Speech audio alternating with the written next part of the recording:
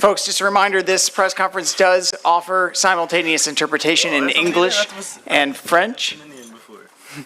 There you go. In English and French. If you need the app, you can scan one of the QR codes on the side of the wall or raise your hand and a volunteer will bring it to you. This is also being streamed live on MyInfo. If you have a question, just use the Ask OIS button at the top of the screen. I want to welcome the 3 medalists from the men's 100 meters. The bronze medalist from the United States of America with a time of 9.81, Fred Kerley. The silver medalist from Jamaica with a time of 9.79, Kishane Thompson, and the gold medalist, also with a time of 9.79, winning by 5/1,000ths of a second from the United States of America, Noah Lyles. If you have a question, please raise your hand. We have microphones in the room and we'll come over to you. Please state your name and your outlet before you ask your question. Right here in the back, you've been waiting patiently. Can you turn that light down too? No, yeah, for real. Congratulations to all 3 men. From the pictures, it looks like there might have been someone trying to get onto the track just before the 100 metres. Did you see that? And because there was a long wait before the start. And do you think that's what we were waiting for? Do you think it was a too long a start? And how did that make you all feel 3? Did it make any of you tight, for instance? I didn't see anybody trying to get on the field, but I was wondering what we were waiting for. Not gonna lie, but in the meantime, the crowd was just constantly getting more and more hype. So it didn't feel like it was completely dead.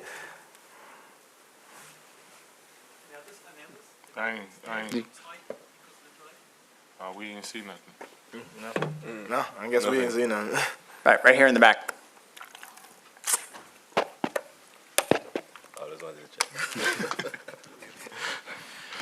Anderson Emerald from Citius Mag. So question for Noah as well as Kishane. So Noah, can you talk a little bit more about what you said to Kishane after the race when you didn't see the time? And Kishane, can you talk a little bit about what Noah was telling you as well? Yeah, after the race, I came up, we were waiting for the names to pop up, and I'm going to be honest, I came over, I was like, I think you got that one, big dog. He was out there in lane 4, and I was in lane 7, and I couldn't really see what was going on over there, so I just had to keep, running like I was going to win it, and, something said I need to lean, and I was like, I'm going to lean, because, it was that type of race, and it was crazy as Ralph Mann was like, before I left for the Paris, he was like, this is how close first and second is going to be away from each other, and I can't believe how right he was.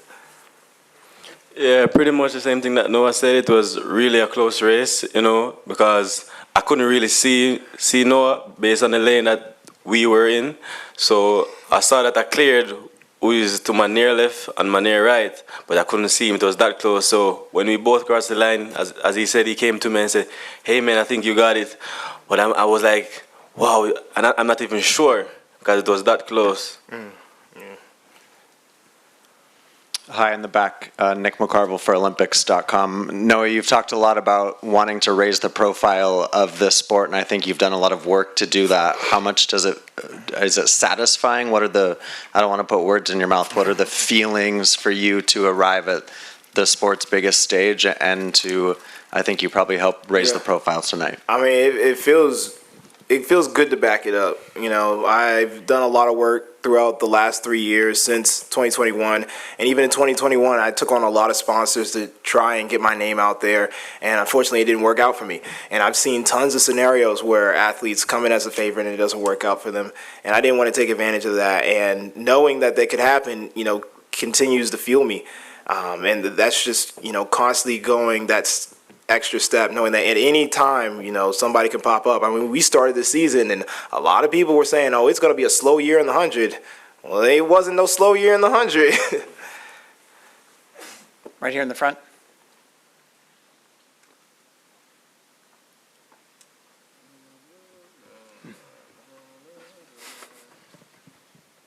Coley Harvey, ESPN. Noah, this is for you. You mentioned that you wanted to stand behind your words. Have you thought about what the future might look like now for you in terms of not just your profile in the sport, but what the sport will look like for American track going forward?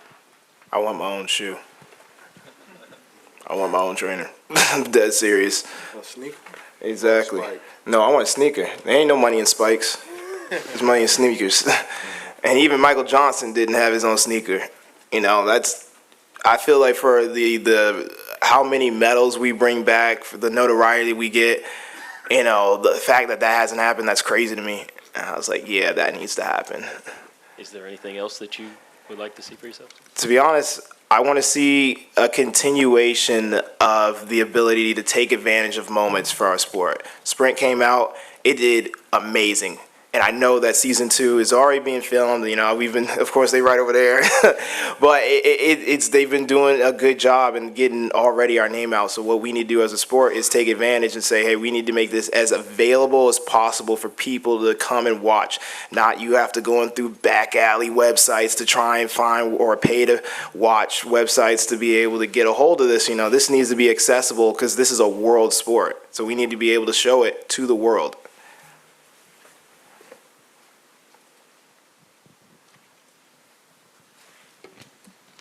Ewan Crumley, Athletics Weekly. A couple of questions for Noah. Firstly, how much do you practice dipping for the line like that and it coming down to timing? And also, you've mentioned before that 2021 has fueled everything to get you to this stage now. When did the planning kick in after Tokyo, and what did you do first to get on this journey? Shoot, I'm trying to remember. What was the first question again?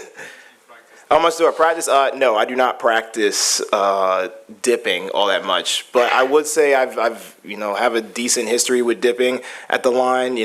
Throughout history and through my high school career and stuff like that. A lot of races it's come down to dips, and I've been able to Vernon. I've been able to win. So I'm not gonna say that I practice it all that much, but I do have a good history with that. In terms of when did it fuel me, I'd say I was fueled as soon as I saw this in my hands. That's when I was fueled.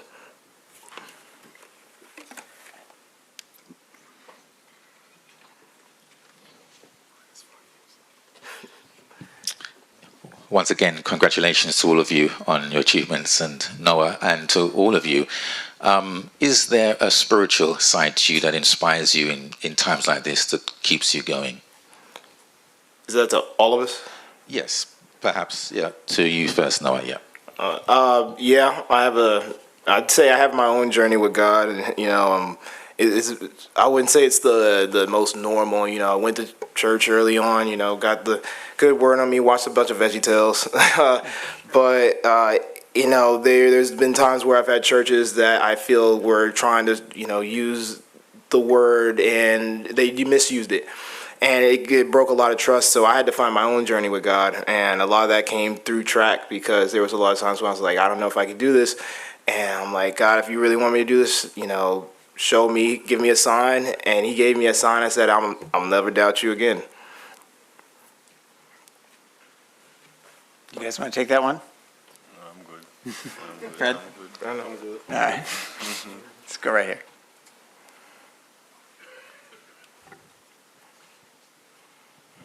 Steve Futterman for Noah. We haven't heard from you at this news conference what it means to you, and what was going through your heart and mind when you actually saw that you had edged out Kishane. Yeah, it was a crazy moment, because like I said, I did think that Kishane had that. And I was like, oh man, I'm really gonna have to swallow my pride, which I don't have a problem doing. Respect deserves respect.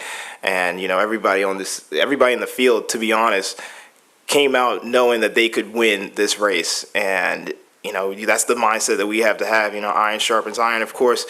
And when I saw my name, I was like, I didn't do this against a slow crowd or a field. I did this against the best of the best on the biggest stage with the biggest pressure. And seeing that name, I was like, oh my gosh, there it is. And I wasn't even entered in the 100 in 2021. So that was, here I am, first Olympics in the 100, going around now the Olympic champion, and, having that title of not just at World Championships, but at the Olympics of world's fastest man. And were you at ease? It seemed when you came out, the jumping, you seemed almost jubilant before the race. Was it were you at ease with yourself? Were you nervous at all at the start? I'm not going to say, I wouldn't say nervous. I'd say I was extremely curious to what was going to happen. That's how me and my therapist phrase it. I'm curious to what I'm going to do. how am I going to pull this off, basically, situations like that. Because easily, you know, I came in third fastest, you know, from the semis. I'm like, you know, this is going to be serious. This is not going to be easy. And I, like, said, okay, my therapist said, you need to let go, you need to relax, and you need to be yourself. And I watched as we were all going out. I saw Kishane hit the yell. I'm like, dang, that's my thing. That's crazy. Man, it's hitting the Super Saiyan yell. That's crazy. All right, I guess I got to do another thing. So I was like, all right, I'm not stopping at this, you know, little point. You know, I'm running out into the crowd because this crowd was a crowd that really wanted the energy to back behind. And I'm like, they would give me the energy that I'm looking for.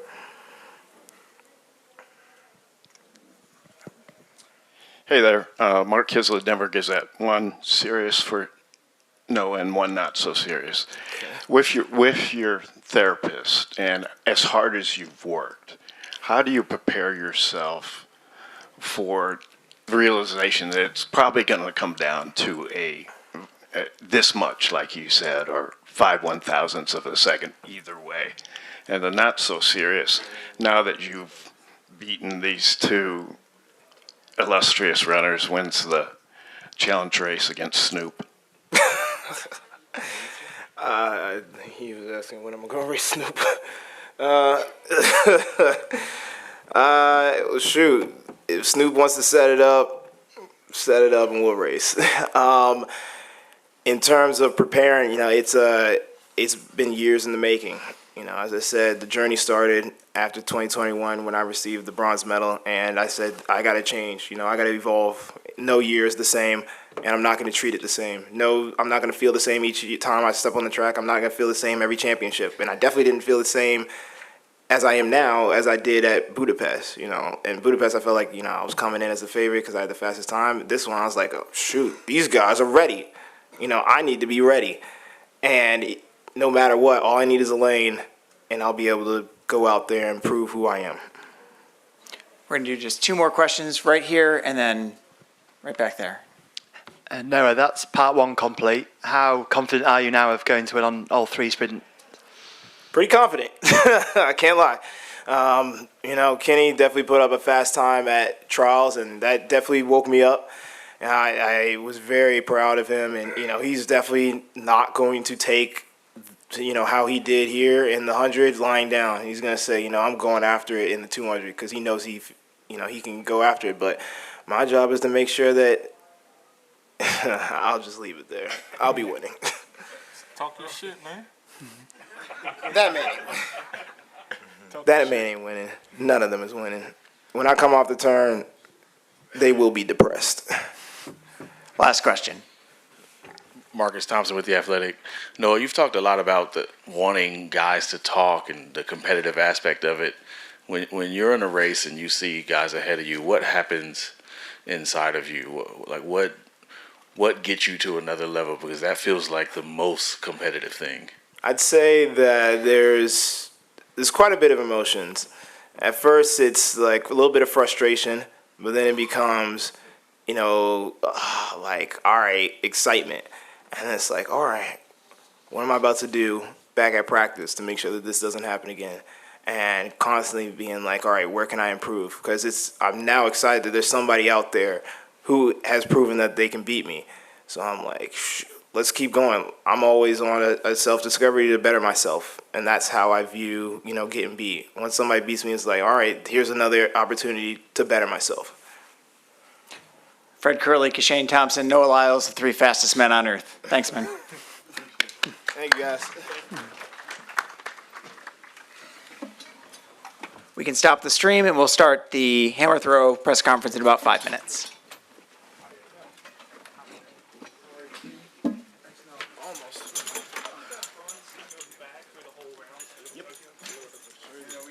No, we can't do that in a press conference. You guys come this way. We'll get you out of here.